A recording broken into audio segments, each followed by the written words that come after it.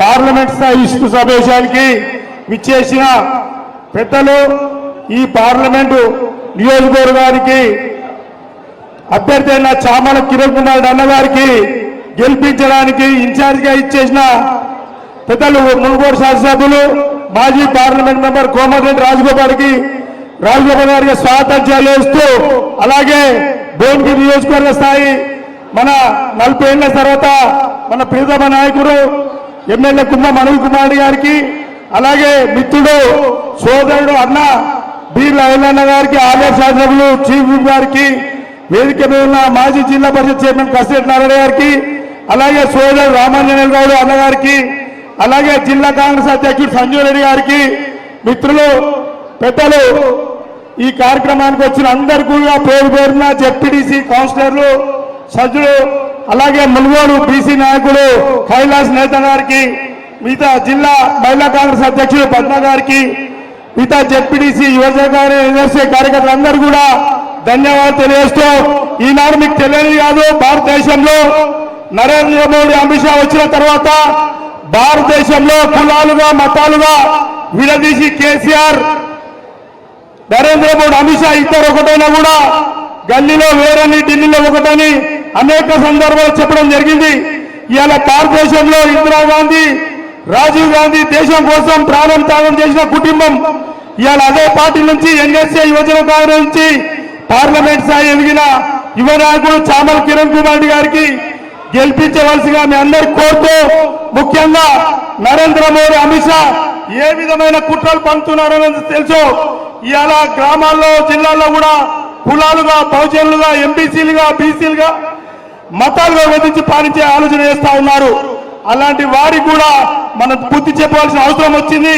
ఇవాళ పార్లమెంట్ అభ్యర్థిగా భువనగిరి నియోజకవర్గం నుంచి చామల కిరణ్ కుమార్ని గెలిపించి, ఏదైతే రేవంత్ రెడ్డి గారు అన్నకు రాజగోపాల్ గారు కానీ ఇక్కడున్న అనిల్ కుమార్ గారికి బాధ్యత అప్పచెప్పారో, మనమందరం కూడా మొన్న 26,000 ఓట్లతోని 40 ఏళ్ల తర్వాత మనం కాంగ్రెస్ ఎమ్మెల్యే గెలిపించడం, అదే భువనగిరి నియోజకవర్గంలో 50,000 ఓట్ల మెజార్టీ తీసుకొచ్చి కాంగ్రెస్ పార్టీ బలం చూపించాల్సిన అవసరం ఉంది.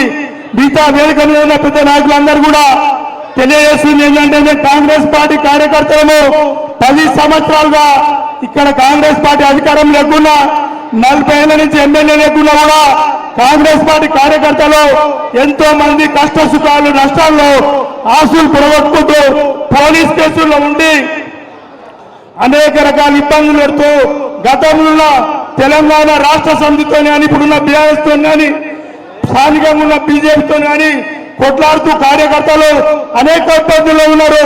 వారికి మీరు వేదిక మీద ఉన్న నాయకులందరూ భరోసా ఇవ్వాల్సిందిగా ముఖ్యంగా తెలియజేస్తూ, పాత కొత్త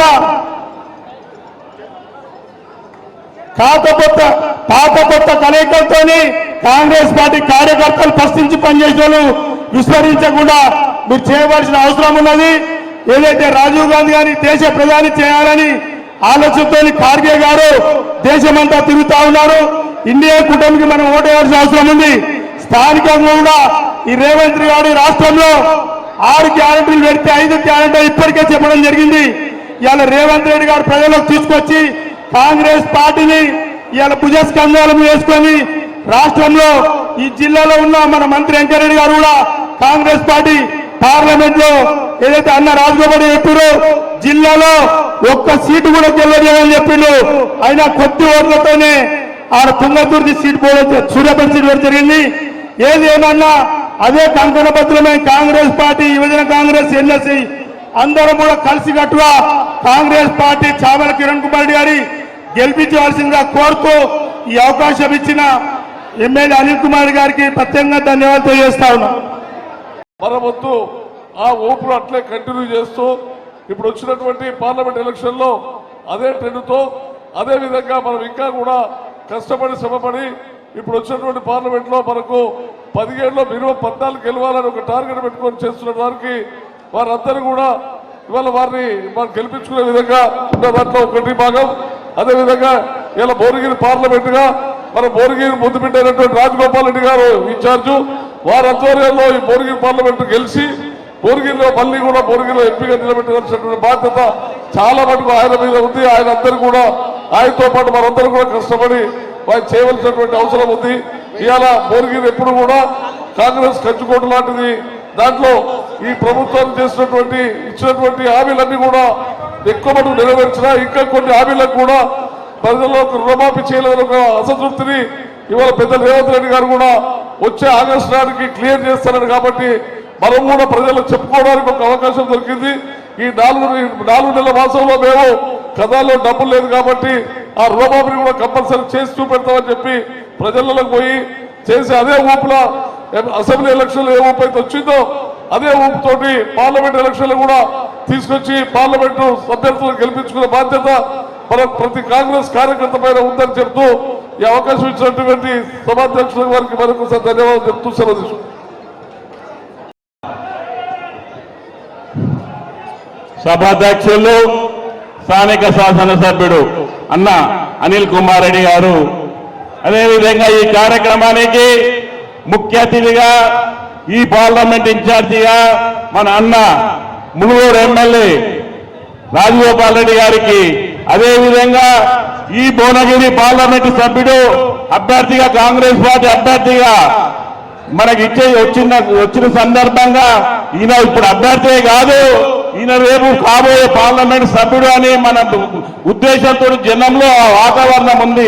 అన్న కిరణ్ కుమార్ రెడ్డి గారు, స్థానిక భువనగిరి జిల్లా కాంగ్రెస్ ప్రెసిడెంట్ సంజయ్ రెడ్డి గారు, వేదిక మీద ఉన్న పెద్దలందరూ, అందరికీ ఈ కార్యక్రమానికి ఇచ్చేసిన భువనగిరి స్థిర ముఖ్య కార్యకర్తలందరికీ, జడ్పీటీసీలు, ఎంపీపీలు అందరికీ, ఎంపీటీసీలకు, సర్పంచులకు, ఈ కార్యక్రమానికి వచ్చిన వాళ్ళందరికీ మనస్ఫూర్తిగా నమస్కారాలు. ఎందుకంటే గతంలో పార్లమెంట్ ఎలక్షన్ ఉన్నప్పుడు ఏ రోజైనా ఎంపీ అంటే ఎవరు కూడా ఓటు అడిగే రోజులు లేకుండే.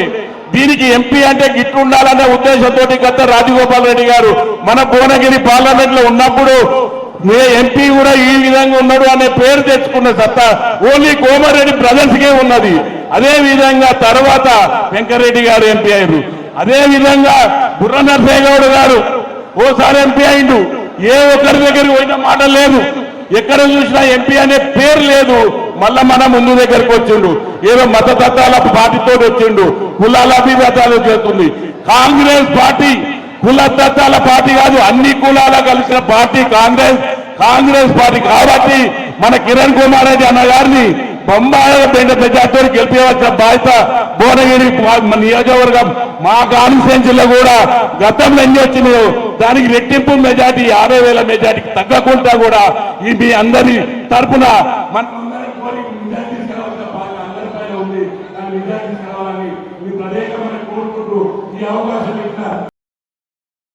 జై కాంగ్రెస్, కిరణ్ కుమార్ రెడ్డి గారి చేతి గుర్తుకే. ఇంతతో ముగిస్తున్నా.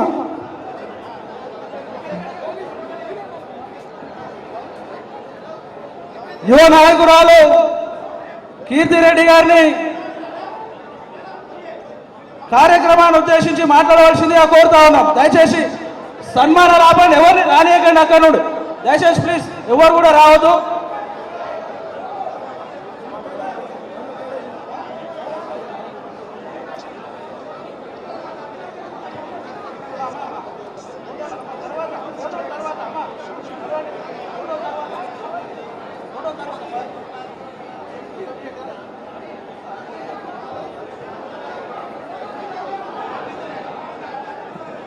యువ నాయకురాలు కీర్తిరెడ్డి గారిని సభను ఉద్దేశించి మాట్లాడవలసిందిగా కోరుతా ఉన్నాం.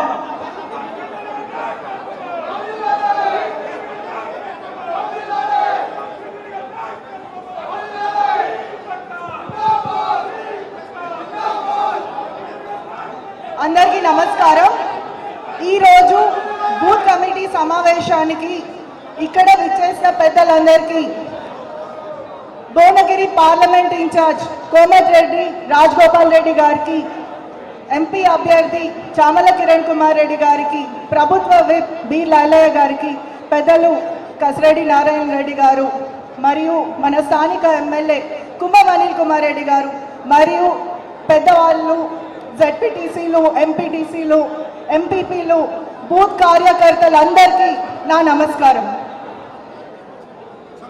గత అసెంబ్లీ ఎన్నికల్లో మనము భువనగిరి కాంగ్రెస్ బూత్ కార్యకర్తలందరి కష్టం 40 ఏళ్ల కాంగ్రెస్ పార్టీ చరిత్ర తిరిగి రాశాం.